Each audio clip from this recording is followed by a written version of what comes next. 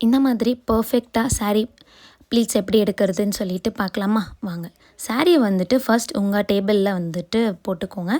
Back side நல்ல பக்கம் வந்துட்டு டேபிளை பார்த்து இந்த மாதிரி போட்டுட்டு உங்களுக்கு வந்து ப்ளீட் வந்துட்டு ஃபஸ்ட்டு ப்ளீட் வந்து எந்த சைஸ்க்கு வேணுமோ அதை ஃபஸ்ட்டு எடுத்து அதை நல்ல ஒரு ஸ்டீம் அயன் கொடுத்துருங்க. அந்த கைட்லைன் வச்சுட்டே பேலன்ஸ் இருக்கிற சாரியை வந்துட்டு ஃபோல்டு பண்ணி ஒரு ஸ்டீம் அயன் கொடுத்துருங்க. இப்போ 2 கைட்லைன் கிடைக்கும். அதில் ஒரு கைட்லைன் வச்சு பேலன்ஸ் இருக்க சாரியை நான் வீடியோவில் பார்க்குற மாதிரியே நீங்கள் ஃபோல்ட் பண்ணி ஒரு ஃபோல்டுக்குமே வந்துட்டு நல்லா ஸ்டீம் அயன் கொடுத்துட்டிங்கன்னா தான் ப்ளீட்ஸ் வந்துட்டு நல்லா பர்ஃபெக்டாக வந்துடும். உங்களுக்கு எந்த சைஸ் வரைக்கும் உங்களுக்கு ப்ளீட்ஸ் வேணுமோ அந்த அளவுக்கு நீங்கள் குட்டியாக வந்துட்டு ஃபோல்டு பண்ணிவிட்டு உங்களோட ஸ்டீம் அயனை நீங்கள் கொடுத்துட்டு இப்போ ஒரு சைடு ஃபுல்லாக நம்மளுக்கு ப்ளீட்ஸ் கிடச்சிருச்சு. ஸோ இன்னொரு சைடுமே வந்துட்டு இதே மாதிரி நீங்களும் பண்ணணும். அதே மாதிரி ஃபோல்டு பண்ணிவிட்டு ஒரு ஃபோல்டுக்கு ஒரு ஸ்டீம், அதே மாதிரி எல்லா ஃபோல்டுக்குமே ஸ்டீம் பண்ணி அயன் பண்ணிடுங்க.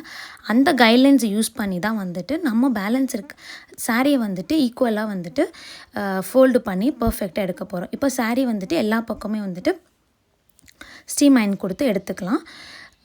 கொடுத்ததுக்கப்புறம் ஃபஸ்ட்டு ப்ளீட்ஸ் வந்துட்டு உங்களுக்கு ஃபுல் கிடைக்கலையே அந்த கைட்லைன்ஸ் வச்சுட்டு பேலன்ஸ் இருக்கிற ப்ளீட்ஸுக்குமே வந்துட்டு அந்த கைட்லைன் யூஸ் பண்ணி ப்ளீட்ஸ் எடுத்துக்கோங்க. ஸோ இந்த மாதிரி சூப்பரான பர்ஃபெக்டாக உங்களுக்கு சாரீ வந்துட்டு ப்ளீட்ஸ் ஆகி வந்துடும். ஸோ இந்த மாதிரி டிப்ஸ் வேணும்னா என் பேஜை ஃபாலோ பண்ணிக்கோங்க.